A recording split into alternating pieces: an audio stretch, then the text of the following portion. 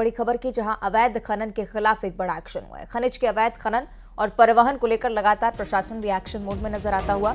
एक और ऐसी ही कार्रवाई 9 ट्रैक्टर और एक हाइवा को जब्त किया गया है। खनिज विभाग की उड़न दस्ते ने इस कार्रवाई को अंजाम दिया है। पीथमपुर, भादा, पतौरा, बलौदा में ये बड़ी कार्रवाई, जिसमें 2 जगहों पर रेत के अवैध स्टॉक को पाया गया। वन प्रशासनिक अमला यहां पर पहुंचकर दबिश देता है। ट्रैक्टर और एक हाइवा को जब्त किया गया है। अवैध खनन में संलिप्त होने की सूचना दी।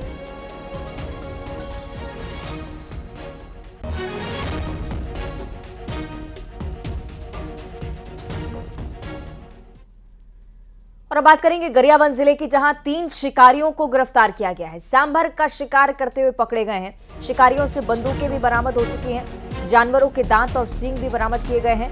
उदंती टाइगर रिजर्व की एंटी पोचिंग टीम की तरफ से कार्रवाई, जो निरंतर आप देखते ही हैं। अक्सर जानवरों के शिकार को लेकर जो सूचनाएं सामने आती हैं, उसके आधार पर कार्रवाई करते हुए एंटी पोचिंग टीम पता लगाने का प्रयास करती है। कुछ आरोपियों को पकड़ा गया।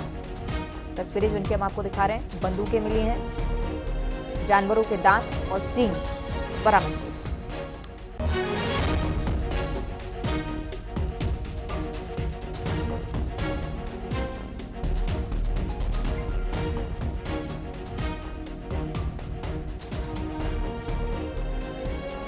उदंती टाइगर रिजर्व की एंटी पोचिंग टीम की तरफ से इस कार्रवाई को अंजाम दिया गया। तीनों शिकारी पुलिस गिरफ्तार।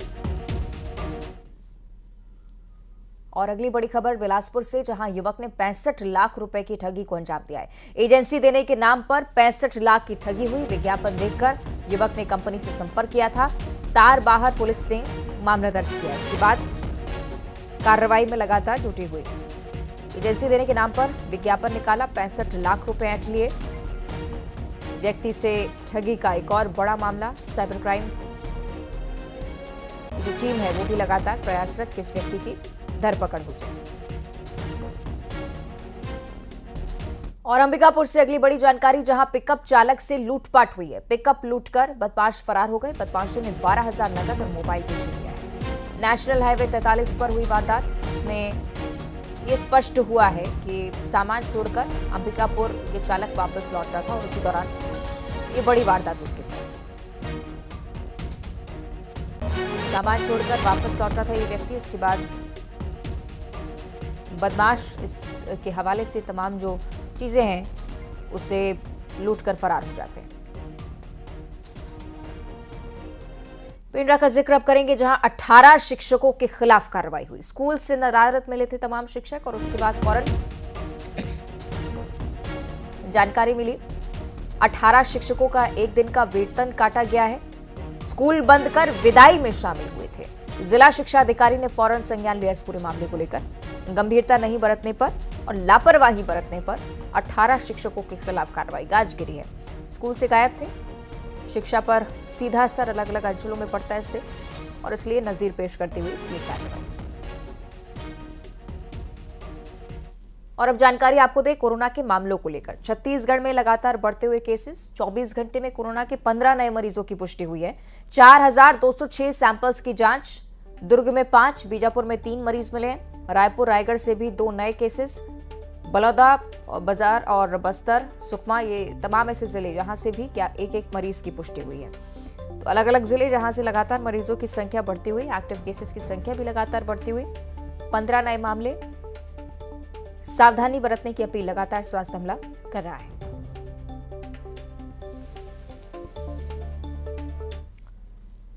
और अब छत्तीसगढ़ के मौसम को लेकर जानकारी। मौसम का बदला हुआ मिजाज देखने को मिल रहा है। अगले 2 दिनों में न्यूनतम पारा 2 से 4 डिग्री गिरने की संभावना, यानी कि ठंड आपको आने वाले समय में परेशान करने वाली है। बलरामपुर में सबसे कम तापमान 7 डिग्री सेल्सियस दर्ज किया गया। सरगुजा संभाग में शीतलहर जैसी स्थिति नजर आती है। प्रदेश के कई ऐसे इलाके हैं जहां पर घना कोहरा छाया हुआ है। 17 और 18 जनवरी को मध्य क्षेत्र में बारिश की भी संभावना नजर आती हुई, और इसी के चलते स्थिति और ज्यादा बिगड़ने वाली है छत्तीसगढ़ में ठंड को लेकर खास तौर पर। सरगुजा संभाग में न्यूनतम तापमान है करीब 6 डिग्री के आसपास तक पहुंच चुका है। तो इसको हम शीतलहर तो नहीं कहते, लेकिन शीतलहर जैसी स्थिति है वो निर्मित होने की संभावना है, वो बनी हुई है। साथ ही साथ चूंकि शीतलहर चलेगी तो उसके साथ में फॉग की कंडीशन भी जो सरगुजा संभाग है और उससे लगे जिले हैं वहाँ पर रह सकती है। 17 और 18 जनवरी को संभव है कि मध्य क्षेत्र में थोड़ी बहुत बारिश हो। और केंद्रीय मंत्री गिरिराज सिंह का जिक्र करेंगे, जो कि जल्द ही छत्तीसगढ़ दौरे पर आने वाले हैं। 3 दिनों तक छत्तीसगढ़ के दौरे पर गिरिराज सिंह रहेंगे। आज दोपहर 12 बजे राजधानी रायपुर पहुंचेंगे। कई विभागों के अधिकारियों की बैठक भी लेंगे। ग्रामीण विकास, भूमि संसाधन विभाग की बैठक, पंचायती राज अधिकारियों के साथ भी चर्चा करने वाले हैं। बैठक के बाद कोरबा रवाना होंगे गिरिराज सिंह।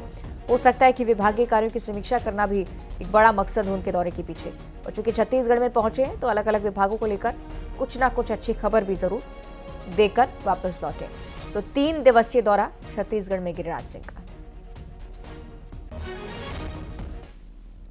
और अगली खबर धमतरी से है, जहां टायर के एक गोदाम में अचानक से भीषण आग लग गई। सूचना जैसे ही मिली तो दमकल की टीम यहां पर पहुंचती, उसके बाद मशक्कत शुरू होती है आग पर काबू पाने की। आग लगने की वजह का अभी तक पता नहीं चल पाया, लेकिन ये तस्वीरें जो बताती है कि कितना भीषण हादसा रहा। आग लगने से लाखों रुपए के नुकसान की आशंका और आग की ये भीषण तस्वीरें, लगातार धधकती हुई आग। सुबह के वक्त का भी मंजर हम आपको दिखा रहे हैं। दोनों ही तरफ की तस्वीरें बयां करती हुई कि काफी मशक्कत लगी है आग पर काबू पाने में।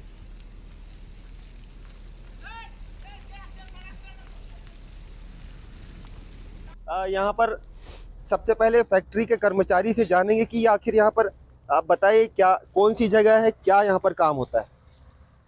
मैं क्यों नहीं सकती? आपका नाम क्या बताइए? चंद्रा सिंह। क्या बनाते हैं बताएंगे आप? लाइल कैसे बनाते हैं, क्या होता है यहाँ पर? वहाँ बाले था सर। हाँ, कैसे लगी आग आपको पता है? वो आग सर वो सर्किट से लगा हुआ है, बिजली शॉर्ट सर्किट से।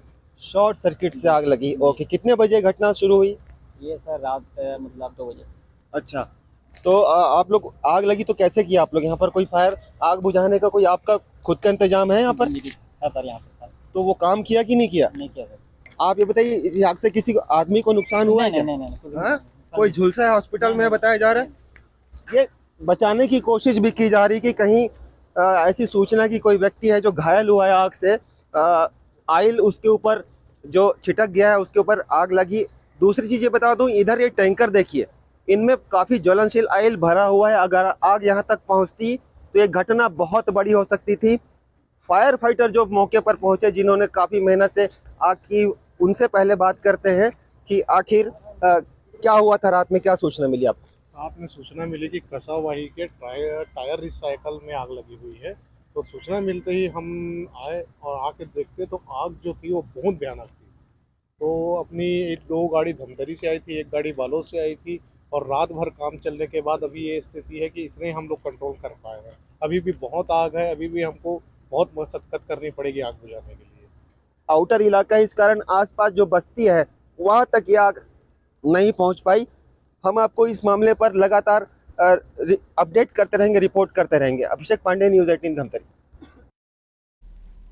और छत्तीसगढ़ में एक और बड़ी समस्या अवैध धान के परिवहन की। दूसरे राज्यों से लगातार परिवहन जारी है और उसके खिलाफ कार्रवाई में भी टीम जुटी हुई। इसी कड़ी में महासमुंद और मुंगेली जिले में धान का अवैध परिवहन पकड़ा गया है। दोनों तस्वीरें हम आपको दिखा रहे हैं। महासमुंद में 350 बोरी अवैध धान मिला, जिसे उड़ीसा से लाया जा रहा था। पुलिस ने अवैध धान का परिवहन कर रहे ट्रक को जब्त कर लिया है। मुंगेली में भी इसी प्रकार से कार्रवाई हुई है। 110 क्विंटल अवैध धान को जब्त किया गया है। छत्तीसगढ़ के खरीदी केंद्रों पर खपाने की तैयारी चल रही थी। अच्छी खासी कीमतें पाना चाहते थे।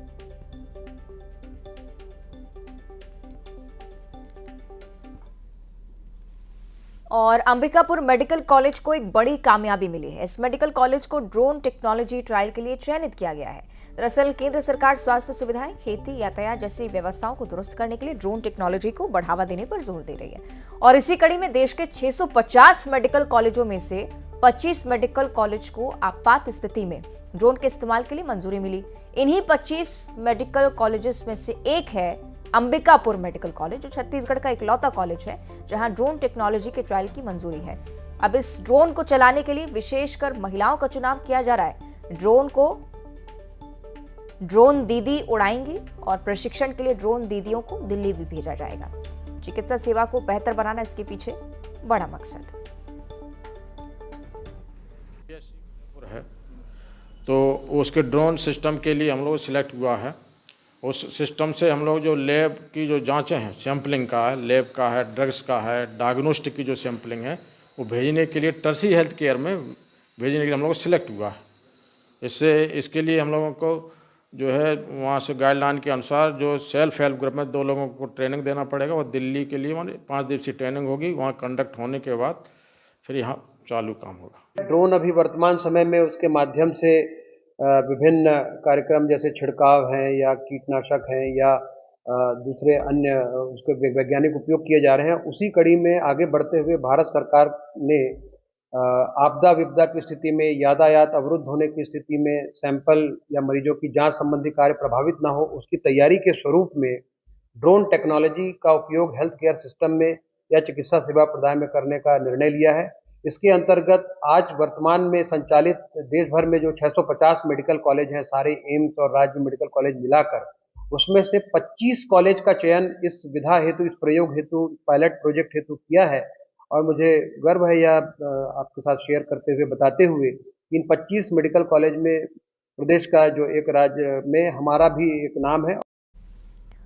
और अब जिक्र करेंगे बलौदाबाजार का, जहां यातायात डीएसपी ने शायरी वाली नंबर प्लेट लगे वाहनों पर ताबड़तोड़ एक्शन लिया है। कुल 150 वाहनों पर कार्रवाई की गई है। इन वाहनों की नंबर प्लेट पर डिजाइन में नंबर लिखे हुए थे और कई वाहनों में नंबर प्लेट नहीं लगी हुई थी। ट्रैफिक पुलिस ने इसके लिए विशेष अभियान चलाया, सभी को पकड़ा है, समझाइश दी गई और जुर्माना वसूला गया।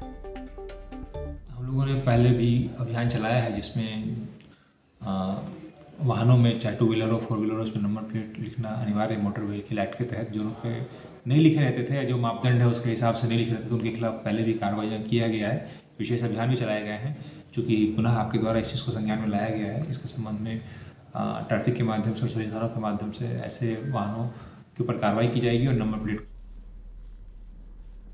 और अब जिक्र करेंगे ठंड के मौसम का। बलरामपुर जिले में जो उसका खासा असर देखने को मिल रहा है। जिले में न्यूनतम पारा 7 डिग्री तक पहुंच गया। कड़ाके की ठंड के बीच घने कोहरे ने लोगों का जनजीवन अस्त व्यस्त कर रखा है।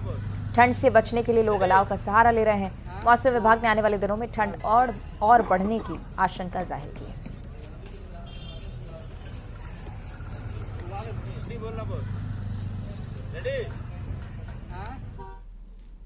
और कोंडा गांव में शुद्ध हवा और बेहतर स्वास्थ्य के लिए बनाया गया ऑक्सीजन पार्क मैखाना बन गया है। असामाजिक तत्वों का यहां हमेशा डेरा रहता है, जिसकी वजह से शहरवासियों ने इस ऑक्सीजन पार्क से दूरी बना ली है। साल 2012 में पार्क बना था, जो अब बदहाल स्थिति में है। पार्क में चारों तरफ कचरा और शराब की बोतलें दिखती हैं।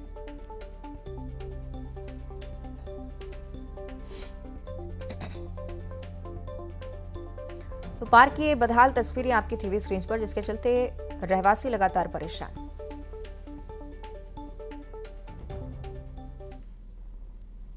और अब देखिए टॉप 20 खबरें। बिलासपुर में